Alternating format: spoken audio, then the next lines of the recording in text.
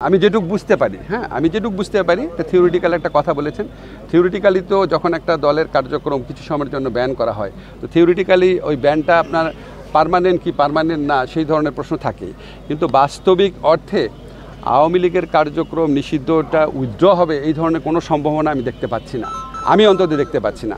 বরং আমি যেটুকু জানি যে আমাদের আন্তর্জাতিক অপরাধ আদালতে যে প্রসিকিউশন টিম আছে সেই টিমের পক্ষ থেকে সংগঠন হিসাবে আওয়ামী লীগের বিচার চাওয়ার একটা পদক্ষেপ বরং নেওয়া হচ্ছে।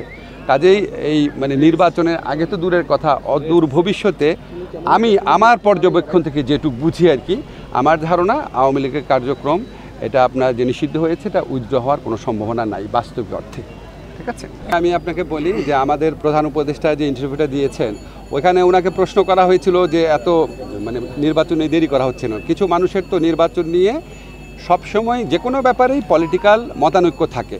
কেউ কেউ মনে করেছে আরও আগে নির্বাচন দিয়ে চলে গেলে ভালো হতো, কেউ কেউ আবার বলেছে সরকারের, আপনারা জানেন কোনো সময় বলেছে, এটা মিথ্যা কথা না, যে সরকার আরও অনেক দিন থাকুক, সংস্কার করুক। কিন্তু আমার কথা হচ্ছে সরকারের ইচ্ছা কি সেটা তো আমাদের প্রধান উপদেষ্টা অত্যন্ত স্পষ্ট করে বলেই দিয়েছেন। ফেব্রুয়ারি প্রথমার্ধে নির্বাচন, যতবার কথা বলছেন উনি ফেব্রুয়ারি প্রথমার্ধে নির্বাচন।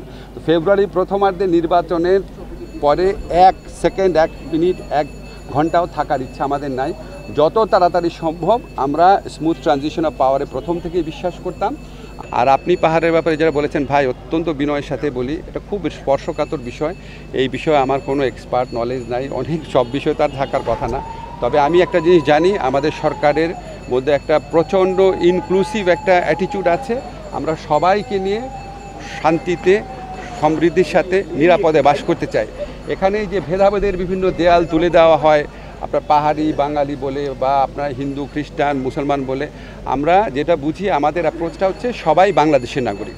বাংলাদেশের নাগরিক হিসাবে সবার যেমন সমান অধিকার আছে, শান্তিতে সম্প্রীতির সাথে বাস করার, নিরাপদে বাস করার অধিকারও সবার সমান আছে। এবং এটার পিছনে যারা বাধা হবে তাদেরকে আমাদের আইন শৃঙ্খলা রক্ষাকারী বাহিনী আইন মোতাবেক তাদের বিরুদ্ধে সমভাবে ব্যবস্থা নেবে এবং আমরা চেষ্টা করব সবাই নিরাপদ থাকার জন্য। এটুকু আমি বলতে পারি।